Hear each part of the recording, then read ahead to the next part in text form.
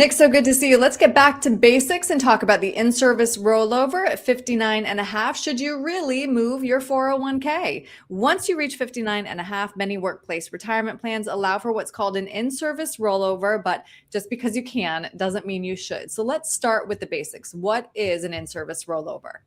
Yeah, so an in-service rollover allows you to take money from your employer-sponsored 401k plan and move it into an IRA plan. So 59 and a half, we talked about these key ages a couple weeks ago. 59 and a half is one of those key ages that allows you to move that, and it becomes penalty free at that point. Okay, so it makes it more flexible without triggering any sort of early withdrawal, 10% penalties or anything like that. So let's drill down into that. Why would you want to move from a 401k to an IRA? Yeah, absolutely.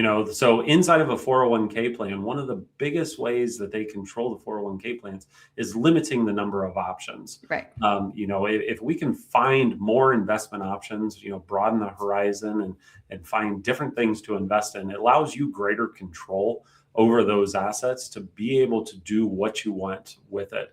Staying inside of the 401k could be good if you want to, if you think that there's good funds or excellent funds, inside of there, you want to stay with it, you can definitely do that. You can also stay inside of the 401k, if you want to retire after the age of 55 and use the age 55 rule prior to age 59 and a half. So there's some benefits, to stay in there, but, to roll it over after 59 and a half, there's a big, strong case to do that, to broaden that horizon and get more investment options. Yeah, really dial in as you get closer to retirement. So Yep. before deciding then whether an in-service rollover makes sense, you suggest looking at investment options, fees, access to advice. What else? Yeah, so tax strategy is one of the biggest things that we focus on. Right. For so many years, we're in this accumulation phase, and 401ks are great with that because there's higher, contribution limits inside of there than what you have with IRAs. But now all of a sudden you're planning for this income phase of your life. And how do we, start taking income from our 401k? What funds are we taking it from? What pot of money are we taking it from? And what's that tax strategy? And as we know, taxes are constantly changing. We've seen that, just last year. We're going to see that again in the future. So even the plan that we make today has to be able to evolve, as the taxes change overall. And, it allows you to be able to adjust to that and get that money out, as low of tax or no tax at all, from the 401k and from the IRA.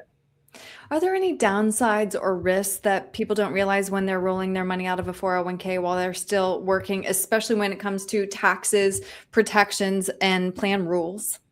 Yeah, so there are some like creditor protections and stuff against 401ks and retirement plans, but you want to be very careful of some tax errors.